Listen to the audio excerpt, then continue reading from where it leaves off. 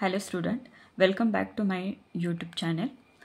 बघा, science 10th सायन्सचा heredity and evolution part 2चा जो लेसन आहे तो सुरू होता. त्यामध्ये शेवटचे 2 पॉईंट जे आहेत राहिलेले आहेत.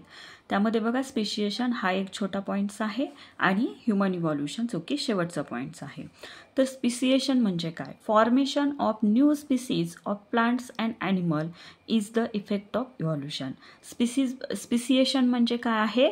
तर ॲनिमल्स आणि प्लांटच्या नवीन स्पीसीज डेव्हलप होणं, इव्हॉल्युशनमुळे डेव्हलप होणं याला म्हणतात स्पेशिएशन.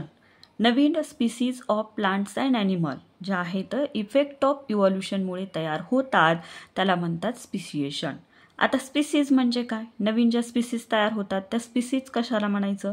तर species is the group of organism that can produce the fertile individual through the natural reproduction. Species म्हणजे ऑर्गॅनिझमचा ग्रुप्स, सारख्या ऑर्गॅनिझमचा ग्रुप्स जो की नॅचरल रिप्रोडक्शन या प्रोसेसद्वारे फर्टाईल इंडिव्हिज्युअल ऑफस्प्रिंग प्रोड्यूस करू शकतो. फर्टाईल इंडिव्हिज्युअल म्हणजे काय? तर तो जे इंडिव्हिज्युअल प्रोड्यूस झालेला आहे रिप्रोडक्शनने, तर तो इंडिव्हिज्युअलसुद्धा एका पर्टिक्युलर एजनंतर रिप्रोडक्शन करण्यासाठी कॅपेबल असेल. नेक्स्ट बघा, each species grows in the specific geographical condition. आणि प्रत्येक स्पीसीज ह्या एक स्पेसिफिक जिओग्राफिकल कंडिशनमध्ये राहतात. डेझर्टमध्ये राहणाऱ्या असतील, वेगवेगळ्या ठिकाणी राहणाऱ्या असतील, अशा वेगवेगळ्या जिओग्राफिकल कंडिशनमध्ये ह्या स्पीसीज ज्या आहेत तर राहत असतात.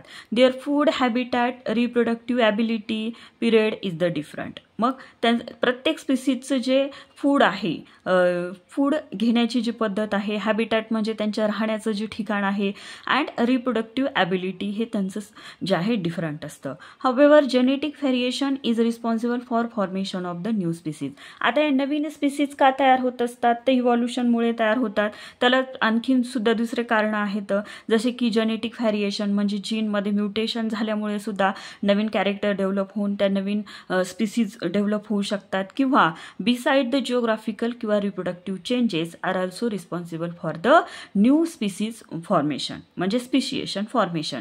जिओग्राफिकल कंडिशन म्हणजे काय? तर सारख्या स्पीसीज जर असतील आणि 2 डिफरंट जिओग्राफिकल कंडिशनमध्ये जर त्या राहत असतील तर त्यांचं इव्हॉल्युशन जे आहे डिफरंट प्रकारे होणार आहे आणि त्यांच्यापासून नवीन ज्या स्पीसीज आहेत वेगवेगळ्या प्रकारच्या ॲनिमलच्या स्पीसीज तयार होणार आहेत.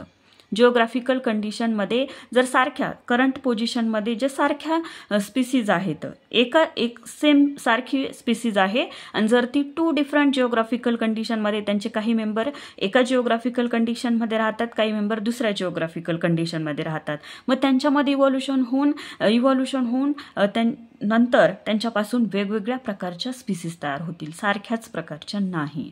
And reproductive changes are also responsible for the speciation. Similarly geographical and reproductive isolation also lead to the speciation. काय सांगितलेलं आहे? तर इव्हॉल्युशन मुळे नवीन स्पीसीज डेव्हलप होतात. परत त्याला काय कारणीभूत आहे? तर जिओग्राफिकल कंडिशनसुद्धा कारणीभूत आहे नवीन स्पीसीज डेव्हलप होण्यामागे आणि रिप्रोडक्टिव्ह चेंजेससुद्धा कारणीभूत आहेत.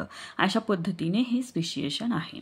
नेक्स्ट पॉईंट बघा, नेक्स्ट पॉईंट आहे ह्युमन इव्हॉल्युशन. बघा, ह्युमन इव्हॉल्युशन ह्युमन हे सुद्धा एक ॲनिमल जे आहे अर्थवरती, तर ते ह्युमनचं इव्हॉल्युशन कशा पद्धतीने मोस्ट इंटेलिजंट ॲनिमल जो ह्युमन बिंग याचं इव्हॉल्युशनची हिस्ट्री जी आहे ती दिलेली आहे, कशा पद्धतीने ह्युमन बिंगचं इव्हॉल्युशन झालेलं आहे. बघा, ह्युमन इव्हॉल्युशन कधीपासून स्टार्ट झालं तर ह्या पॅरेग्राफमध्ये दिलेल्या माहितीनुसार 7 करोड इयर्स अगो जे लास्ट डायनासूरच्या स्पीसीज ज्या आहेत, जोपर्यंत डायनासूर होते तोपर्यंत जे ह्युमन इव्हॉल्युशन जे आहे स्टार्ट झालेलं नव्हतं. लास्ट डायनासूर जे आहेत ॲस्ट्रॉइड अर्थवरती आदळल्यामुळे लास्ट डायनासूर जे आहेत नष्ट झाले approximately 7 crore years ago. And नंतर मग त्यांच्यानंतर बघा, डायनासूर डिसॲपियर झाल्याच्या नंतर 7 करोड इयर्स अगो डायनासूर डिसॲपियर झाल्याच्या नंतर ॲट दॅट टाईम जे मॉडर्न लेम्यूर जो ॲनिमल आहे त्याच्यासारखे जे ह्युमनचे ॲन्सेस्टर त्या काळी मग डेव्हलप झाले. मॉडर्न लेम्यूरसारखे दिसणारे ह्युमन बिंगचे जे पहिले ॲन्सेस्टर जे आहेत 7 करोड इयर्स अगो डेव्हलप झाले. मग नंतर त्या ॲन्सेस्टर बघा त्या ॲन्सेस्टरपासून मंकी लाईक ॲनिमल्स तयार झाले. नंतर मंकी लाईक ॲनिमलची टेल डिसॅपियर झाली, त्यांचे हँडमध्ये इम्प्रूव्हमेंट झाली, ब्रेन इनलार्ज झाला आणि ते कन्वर्ट झाले इजिप्तोपिथिकसमध्ये. तर तो जो ड्युरेशन आहे किती आहे 4 करोड इयर्स अगो जे आहे इजिप्तोपिथिकस इव्हॉल्व झाले. नंतर इजिप्तोपिथिकस बघा, इजिप्तोपिथिकसमध्ये नंतर मग त्यावेळेला तिथे जे फॉरेस्ट आहे ते फॉरेस्ट नष्ट झालं.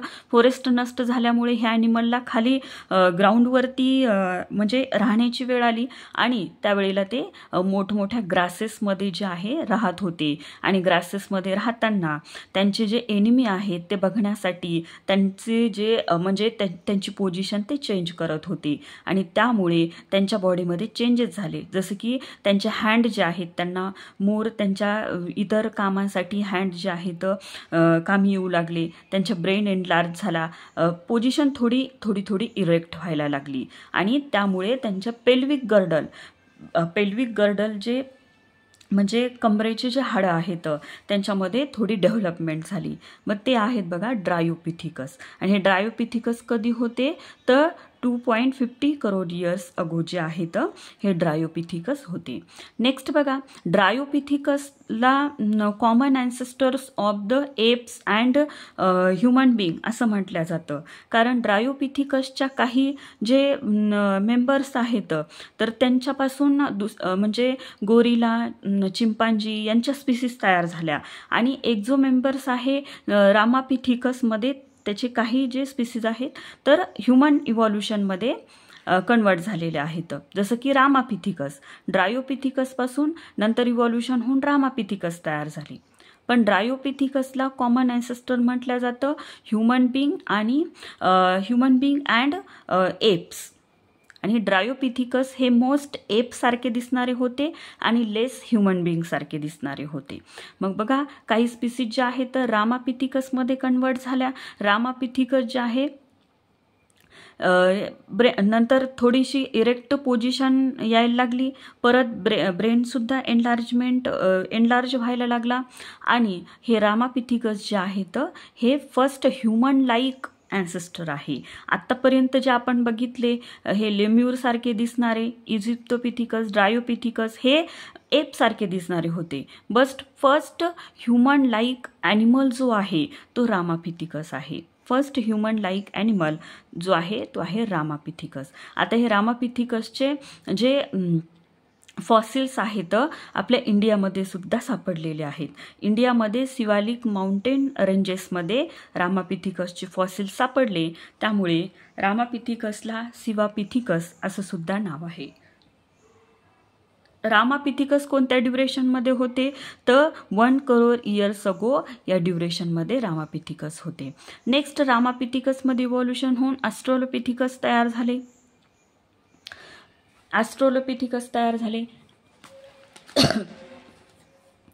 ॲस्ट्रोलोपिथिकस मध्ये इव्हॉल्युशन होऊन नेक्स्ट स्किल्ड ह्युमन जे आहे स्किल्ड ह्युमन हे डेव्हलप झाले.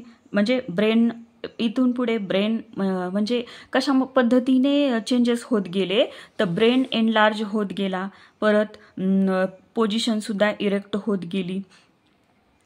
बघा स्किल्ड ह्युमनमध्ये जे आहे इव्हॉल्युशन झालेलं आहे स्किल्ड ह्युमन ऑस्ट्रेलोपिथिकसपासून स्किल्ड ह्युमन इव्हॉल्व झाले. स्किल्ड ह्युमनलाच होमो हॅबिलिस असं म्हणतात. आता जे मॉडर्न ह्युमन बिंग आहे, मॉडर्न ह्युमन बिंगचं नेम आहे होमोसेपियन्स. तर ह्या स्किल्ड ह्युमनचं नाव आहे होमो हॅबिलिस. होमो या जीनसमध्ये पहिला जो मेंबर आहे तर तो आहे होमो हॅबिलिस. होमो हॅबिलिसलाच हँडीमॅनसुद्धा म्हणतात, टूल मेकरसुद्धा म्हणतात. टूल मेकर का म्हणतात कारण त्याने जे दगडांचे टूल तयार करण्यास सुरुवात केली होती. नेक्स्ट बघा होमो हॅबिलिसमध्ये इव्हॉल्युशन, होमो हॅबिलिस कधी प्रेझेंट होते तर 20 लाख इयर्स अगो. नेक्स्ट बघा होमो हॅबिलिसमध्ये इव्हॉल्युशन होऊन होमो इरेक्टस तयार झाले. होमो इरेक्टस, इरेक्टस का म्हटलं जातं, कारण सगळ्यात इरेक्ट पोझिशनमध्ये चालणारे, इरेक्ट पोझिशनमध्ये, त्यामुळे होमो इरेक्टस असं नाव आहे. मॅन विथ इरेक्ट पोश्चर हे कधी डेव्हलप झाले, कोणत्या ड्युरेशनमध्ये होते, तर 15 लाख इयर्स अगो होते. नंतर होमो इरेक्टसमध्ये इव्हॉल्युशन होऊन निअँडरथल मॅन आणि क्रोमॅग्नॉन मॅन तयार झाले. आता यांचा ड्युरेशन डिफरंट दिलेला आहे, पण हे दोन ज्या स्पीसीज आहेत ह्युमन बिंगच्या ॲन्सेस्टरच्या, ह्या एकाच कालावधीमध्ये प्रेझेंट होत्या. बट जे क्रोमॅग्नॉन मॅन आहेत हे जास्त इंटेलिजंट होते आणि निअँडरथल मॅन हे जे आहेत तर स्ट्रॉंग, म्हणजे शरीराने स्ट्रॉंग होते. तर क्रोमॅग्नॉन मॅनने निअँडरथल जी ह्युमन ॲन्सेस्टरची स्पीसीज आहे ही नष्ट केली. बघा, निअँडरथल मॅन जे आहेत यांनी फर्स्ट फॅमिली कन्सेप्ट, म्हणजे फॅमिलीमध्ये राहत होते. दुसरी गोष्ट, रिलिजन पाळायला सुरुवात केली होती. परत केव्जमध्ये, गुफामध्ये राहायचे आणि first caves painting Neanderthal man यांनी केलेली आहे. नेक्स्ट बघा, हे क्रोमॅग्नॉन मॅन जे आहेत यांच्यापासून आपण जे मॉडर्न ह्युमन बिंग्स आहेत इव्हॉल्व झाली. अँड बघा, 10,000 years ago ॲग्रिकल्चर स्टार्ट झालं. And 5,000 years ago writing invent झाली, रायटिंग स्किल इन्व्हेंट झाली. अँड 200 years ago इंडस्ट्रियलायझेशन झालं. 400 years ago मॉडर्न सायन्स जे आहे ते स्टार्ट झालं.